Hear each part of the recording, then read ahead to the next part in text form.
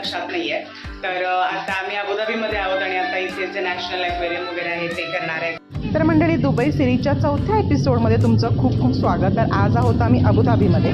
काल आम्ही एक्सप्लोअर केलं जे स्वामीनारायण मंदिर वगैरे आहे, तुम्ही लास्ट एपिसोडमध्ये बघितलं असेल. तर सगळ्यात आधी आज आम्ही जाणार आहोत इथल्या नॅशनल ॲक्वेरियममध्ये. मी आलो आहे अबुधाबीच्या नॅशनल ॲक्वेरियममध्ये, जे की आपण म्हणूयात की लार्जेस्ट आहे, बिगेस्ट आहे. ते बघूयात की कसं कसं आहे. ओ माय गॉड, एवढे फीड करतात.